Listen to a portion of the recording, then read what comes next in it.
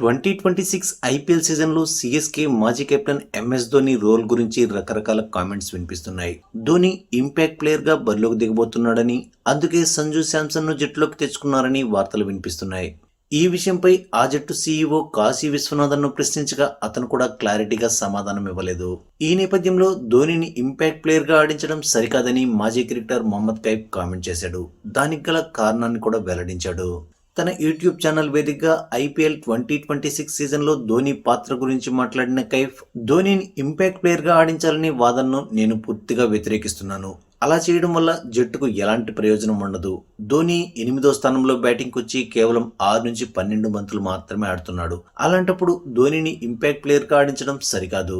మరోవైపు అతను ఇప్పటికీ 20 ఓవర్ల పాటు కీపింగ్ చేస్తున్నాడు. 20 ఓవర్ల పాటు వికెట్ల వెనుక ఉంటూ బౌలర్స్ ను గైడ్ చేయడం, ఫీల్డ్ సెట్ చేయడం వంటి పనుల్లో ధోనికి ఎవ్వరూ సాటలేరు.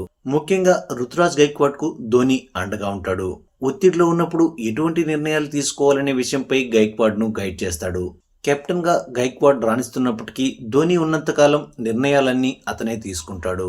అలాగే సంజు శాంసన్ జట్టులోకి వచ్చినప్పటికీ ధోని ఉన్నంత వరకు అతనితోనే వికెట్ కీపింగ్ చేయించాలి. సంజును ఒక ఫీల్డర్ గా వాడుకుంటూ ధోని వారసుడుగా సిద్ధం చేయాలి. అలాగే ధోని ప్రస్తుతం ఐపీఎల్ మినహాయిస్తే మరే టోర్నీ కూడా ఆడడం లేదు.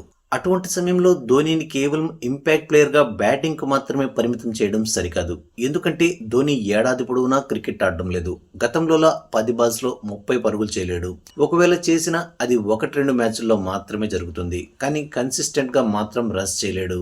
బహుశా ధోనికి ఇదే లాస్ట్ సీజన్ కావచ్చు. అయితే ప్రతి సీజన్ లోనూ ఇదే మాట వింటున్నాం. కానీ ఈ సీజన్ లో ధోని ఆటకు గుడ్ బై చెప్పే అవకాశం ఉంది. అయితే ఈ విషయాన్ని నేను ఖచ్చితంగా చెప్పలేను. ఎందుకంటే ధోని తన ప్లాన్స్ ను అస్సలు బయటపెట్టడు. ఆఖరి వరకు వేచి చూస్తాడు.